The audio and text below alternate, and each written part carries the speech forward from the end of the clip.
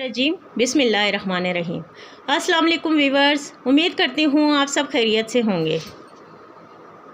हमने new channel start किया है जिसका नाम है नायाब गपशप चैनल। हमें सपोर्ट करें और हमारे चैनल को सब्सक्राइब करें। जी तो वीवर्स, उर्दू इस्लामिक सबक आमोज़ और दिलचस्प व अजीब वाक़यात पर मबनी शॉर्ट वीडियोज़ हम आपके लिए हर रोज़ लाते हैं, तो आप कमेंट में ज़रूर बताएं कि आपको हमारी ये शॉर्ट वीडियोज़ कैसी लग रही हैं। तो जी वीवर्स, आज का हमारा टॉपिक है साइंस और टेक्नोलॉजी। क्या आप जानते हैं बारिश से पहले ही चींटियों को कैसे पता चल जाता है कि बारिश होने वाली है? आज हम आपको चींटियों के बारे में ऐसे ही कुछ हक़ाइक़ के बारे में बताएंगे। चींटियों से मुताल्लिक़ सूरह नमल की आयत नंबर 17 और 18 में अल्लाह पाक का इरशाद है कि और सुलेमान अलैहिस्सलाम निकले और पूरे लश्कर को लेकर, जिसमें इंसान, जिन और तमाम जानवर थे, फ़ौज बंदी किए हुए जाने लगे, यहाँ तक कि वो गुज़रे वादी नमल से, जो चींटियों की वादी थी। एक चींटी ने दूसरी चींटी से कहा, ए चींटियों, अपने घरों में घुस जाओ, कहीं तुम्हें सुलेमान अलैहिस्सलाम और उनकी फ़ौजें पीस न डालें और उन्हें खबर भी ना हो। हज़रत सुलेमान ने जब उन चींटियों की बात सुनी तो मुस्कुराए और अपने लश्कर का रुख मोड़ दिया। चींटियाँ हज़रत सुलेमान अलैहिस्सलाम से बात करती थीं और अल्लाह ताला ने हज़रत सुलेमान अलैहिस्सलाम को उनकी बात समझने की सलाहियत भी दी थी, जो बात कुरान पाक ने 1400 साल पहले बताई थी। आज की जदीद साइंस मुख्तलिफ तजर्बात करने के बाद इस नतीजे पर पहुंची है कि चींटियाँ एक ज़बरदस्त तमाशी सिस्टम में रहती हैं और इतने मुश्किल सिस्टम से बात करती हैं कि अक्ल भी दंग रह जाती है।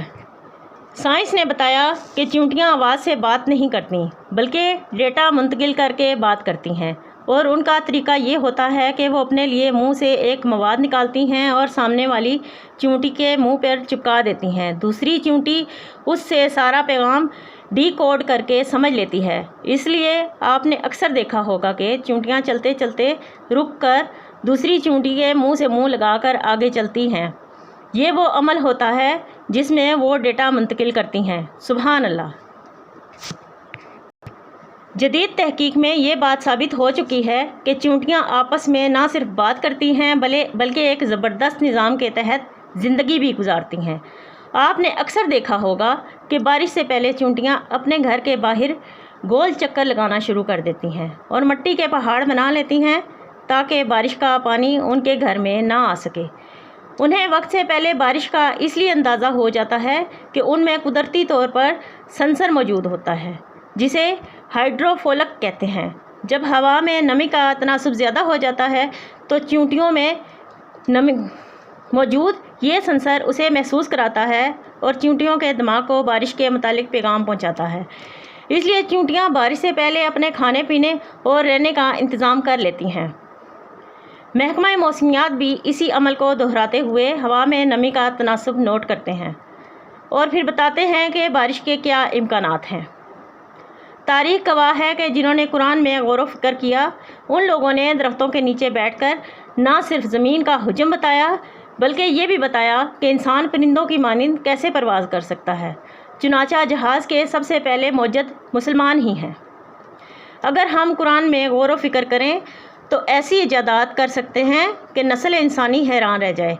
अल्लाह ताला ने कुरान में इरशाद फरमाया है, कायनात में अक्ल वालों के लिए बहुत सी निशानियाँ हैं। सुभान अल्लाह। अगर आपको हमारी वीडियोस अच्छी लग रही हैं तो आप लोग हमें सब्सक्राइब करें, हमें सपोर्ट करें और शेयर करें, और इसके अलावा हमें कमेंट करके बताएं। बहुत शुक्रिया। अल्लाह हाफिज़।